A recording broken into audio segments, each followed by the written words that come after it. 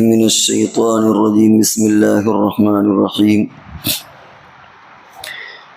وما ابرئ نفسی ان النفس لامارۃ بالسوء الا ما رحم ربی ان ربی غفور رحیم وقال الملك ائتوني به استخلصه لنفسي فلما كلمه قال انك اليوم لدينا مكين امين قال اجعلني على خزائن الارض انی حفیظ علیم۔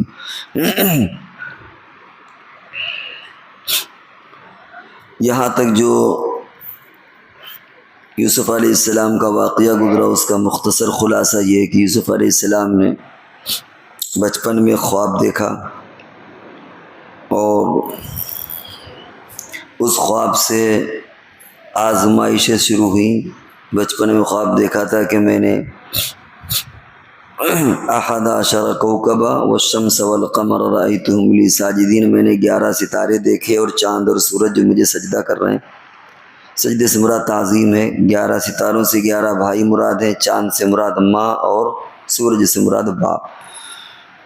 یہ آگے اس کی تعبیر آئے گی۔ تو یہاں سے وہ کسی طریقے سے خواب بھائیوں کو معلوم ہوا، ان کے لیے حسد پیدا ہوا ان کے دلوں میں اور انہوں نے کنویں میں ڈالا اور آزمائشوں کا سلسلہ شروع ہوا۔ مصر میں بیچے گئے، پھر وہ الزام لگا اور جیل گئے۔ اور دوسرا خواب یہ دیکھا بادشاہ نے، یہاں سے یوسف علیہ السلام کی ترقی، اور ترقی کیا بلکہ جو اصل منصب تھا اور جو آزمائش ختم ہونے کا دور اور مراتب اور جو بھی سرداری اور جو کچھ بھی یوسف علیہ السلام کو ملنا تھا وہ اس دوسرے خواب سے اس کی شروعات ہوئی۔ تو بادشاہ نے خواب دیکھا کہ میں نے 11 گایوں کو دیکھا جو طاقتور ہیں، دگلی کو کھا رہی ہیں، اور 7 گایوں کو، اور 7 بالیاں جو دگلی ہیں وہ طاقتور بالیوں کو کھا رہی ہیں۔ وہ پریشان ہوا، اس نے اپنے مصاحبوں سے تعبیر پوچھی، انہوں نے کہا یہ تو تمہارے خرافات ہیں، اس کی کوئی حقیقت نہیں۔ چنانچہ ایک شخص نے جو یوسف علیہ السلام کے ساتھ رہ چکا تھا ساتھ میں، اس نے کہا کہ صبر کرو میں تعبیر بتاتا ہوں۔ وہ بھاگا یوسف علیہ السلام کے پاس آیا، تعبیر پوچھی، یوسف علیہ السلام نے تعبیر بتائی اور جو تدبیر ہوتی ہے وہ تدبیر بھی بتائی اور نکلنے سے انکار کر دیا۔ کچھ وجوہات رکھی کہ یہ شرائط ہیں، ان شرائط کے بعد ہی میں نکلوں گا، اس سے پہلے نہیں۔ یہاں تک یہ چیزیں آ گئیں۔ بہرحال یوسف علیہ السلام باہر آئے، بادشاہ نے وہ شرطیں مانی، اور شرط یہ تھی کہ عورتوں کے ساتھ بلا کر کے ان سے بھی جو مجھ پر الزام لگا ہے اس کی بھی صفائی ستھرائی ہونا چاہیے تاکہ لوگوں کو معلوم ہو جائے کہ میرا کیریکٹر کیسا ہے۔ وہ چیزیں ہو چکی، عورتوں نے اپنا اعتراف کیا، یوسف علیہ السلام کی برات ظاہر ہوئی۔ یہاں کسی کے دل و دماغ میں یہ بات آ سکتی تھی کہ یوسف علیہ السلام نے جو اپنی عفت پاک دامنی کے لیے سب کچھ کر دیا، یعنی ساری گویا جدوجہد کر لی کہ میری عفت اور پاک دامنی پر کوئی داغ نہ آئے، تو پھر تو انسان کا ذاتی کمال ہو گیا کہ گناہ سے بچ جانا اس کا ایک فخر ہو گیا، اس کا ذاتی کمال ہو گیا، اس کی خوبی ہو گئی۔ تو کسی کے ذہن میں آ سکتا تھا کہ یوسف علیہ السلام نے اپنے بارے میں عزت اور پاک دامنی کی جو بات کہی اس سے ان کو ممکن ہے کہ فخر ہو گیا ہو، خوش فہمی ہو گئی ہو، اپنے بارے میں اطمینان ہو گیا ہو کہ صاحب میں تو دیکھا میں نے بہت بڑا کمال کر دیا کہ میں گناہ سے بچ گیا اور میں ایسا تھا، میں ایسا تھا، کیونکہ اس میں اپنی پاکیزگی کو بیان کرنا ہے۔ ایسے موقع پر یوسف علیہ السلام نے سب کے سامنے یہ بات گویا اقرار کی کہ یہ میرا اپنا ذاتی کمال نہیں ہے بلکہ یہ اللہ تبارک و تعالیٰ کا رحم و کرم ہے۔ اگر اللہ کی رحمت شامل حال نہ ہو، اس کی مدد شامل حال نہ ہو تو کوئی انسان گناہوں سے بچ نہیں سکتا، کیونکہ انسان کے اندر نفس لگا ہوا ہے اور نفس انسان کو گناہوں پر آمادہ کرتا ہے۔ وما ابرئ نفسی، میں اپنے نفس کو، اپنے جی کو پاک قرار نہیں، بری قرار نہیں دیتا کہ میں نے بہت بڑا تیر مار دیا، اس میں میرا کوئی کمال نہیں ہے۔ کیوں؟ ان النفس لامارۃ بالسوء، کیونکہ نفس تو برائی پر ہی آمادہ کرتا ہے۔ نفس کا تو کام ہی یہ انسان کی جو مزاج ہوتا ہے، جو فطرت ہے، عام طور سے وہ یہی ہے کہ وہ گناہوں کی طرف آمادہ کرتی ہے۔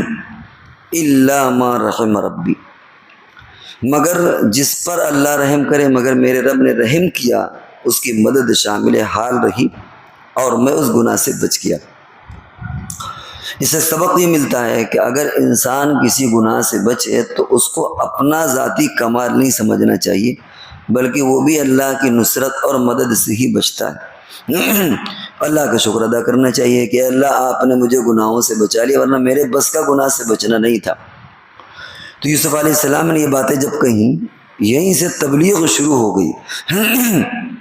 ابھی جیل کے اندر انہوں نے اسلام کو پھیلایا، تبلیغ کا کام کیا جس حد تک ممکن تھا۔ اب باہر نکلنے کے بعد جب برات ہوئی تو یہ بات آ گئی کہ بھائی کوئی رب ہے، کوئی ایسا ہے جو انسانوں کو گناہوں سے بھی بچا لیتا ہے۔ تو براہ راست نہیں کہا کہ میرا کوئی رب ہے، میرا کوئی اللہ ہے، بلکہ اس انداز میں کہہ دیا وما ابرئ نفسی، کہ دیکھو لوگوں سن لو کہ میں جو گناہ سے بچا ہوں اس میں میرا کوئی ذاتی کمال نہیں ہے، کیونکہ میرے پاس بھی نفس ہے، میرے پاس بھی جی ہے، میرے پاس بھی خواہشات ہے جو سب کے ساتھ لگی ہوئی ہیں، اور عام طور سے انسان کو اس طرح گناہوں سے بچنا آسان نہیں ہوتا، مگر ہاں جس کو اللہ تبارک و تعالیٰ بچا لے، میرا رب بچا لے۔ اب ظاہر بات ہے قوم کے اندر یہ تجسس پیدا ہوا ہوگا کہ یار رب کیا ہوتا ہے، خدا کیا ہوتا ہے، اللہ کیا ہوتا ہے۔ یہیں سے یوسف علیہ السلام نے اپنی تبلیغ کی اس انداز میں شروعات کر دی، ان ربی غفور الرحیم، اور میرا رب معاف کرنے والا ہے، بخشنے والا ہے۔ نفس کی 3 قسمیں ہیں۔ ایک تو نفس امارہ، اس کو کہتے ہیں ابھارنے والا، گناہوں پر اکسانے والا نفس، ہر انسان کے ساتھ لگا ہوا ہے۔ اس کا کام ہی یہ ہے کہ برائیوں کو سجھاتا بھی اور کراتا بھی ہے، اور برائی کرنے کے بعد شرمندگی بھی نہیں ہونے دیتا۔ کوئی تعویل کر لیتا ہے بندہ، ارے ایسا نہیں، ایسا ایسا نہیں، ایسا ایسا نہیں، ایسا۔ دوسرے درجے پر یہ ہے کہ جب بندہ نفس سے مجاہدہ کرتا ہے اور بعد میں اس کو احساس ہوتا ہے کہ میں نے غلطی کیا، اور وہ توبہ کر لیتا ہے، تو اس کے بعد یہ نفس پھر لوامہ بن جاتا ہے۔ لوامہ کہتے ہیں ملامت کرنے والا، کیونکہ اس نے اپنی توبہ کر لی، اللہ سے اپنے معاملے کو صاف کری، تو اب اس کے نفس نے اردو میں بھی کہتے ہیں ملامت، تو دھیرے دھیرے پھر اس کا نفس لوامہ بن جاتا ہے۔ یہ بہرحال اس کے مقابلے میں بہت خراب نفس ہوتا ہے، اس کے مقابلے میں کچھ انسان، نفس کیا ہے اصل میں؟ انسان کے مزاج، انسان کی فطرت، انسان کی طبیعت، ان تمام چیزوں کے مجموعے کا نام نفس ہے۔ نفس کوئی ایسی چیز نہیں کہ جس کو خارج میں دکھایا جا سکے، یا اس کی کوئی ایسی لگی بندی ڈیفینیشن اور تعریف کی جا سکے، جس کو ہم جی کہتے ہیں اردو میں، ہمارا من، ہمارا جی۔ تو جب بندہ توبہ کرتا ہے تو پھر نفس لوامہ ہو جاتا ہے۔ یعنی اب کیا ہوتا ہے؟ اب یہ ہوتا ہے کہ جب کبھی اس نے کبھی گناہ کیا، نفس نے ملامت شروع کر دیا، تم نے بڑا غلط کیا، بہت غلط کیا، تم نے بڑا، جلدی توبہ کرو، جلدی کرو، توبہ کرو، جلدی کرو۔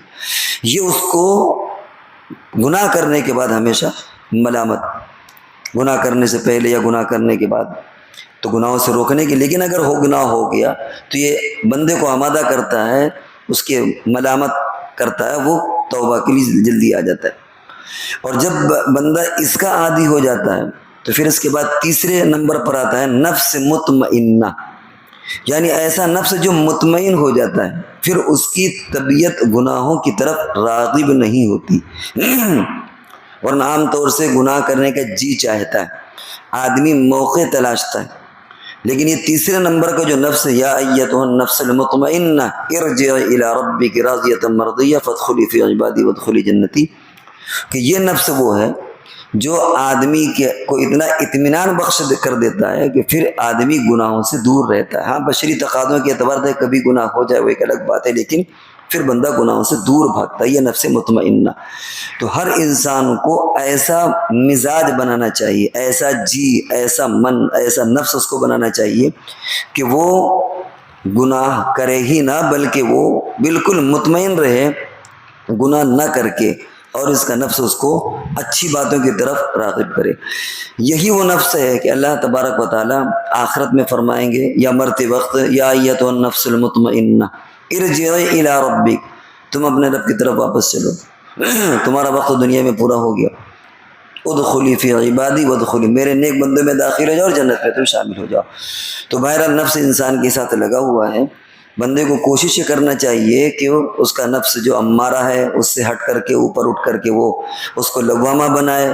پھر جب اس کا دل ملامت کرنے لگے گا تو پھر دھیرے دھیرے جب مشق پیدا ہو جائے گی تو اس کا نفس مطمئنہ بن جاتا ہے، پھر وہ گناہوں کے قریب نہیں جاتا اور عبادت پر اور اللہ تبارک و تعالیٰ کی فرما برداری پر اس کا دل اور اس کا نفس مطمئن ہو جاتا ہے۔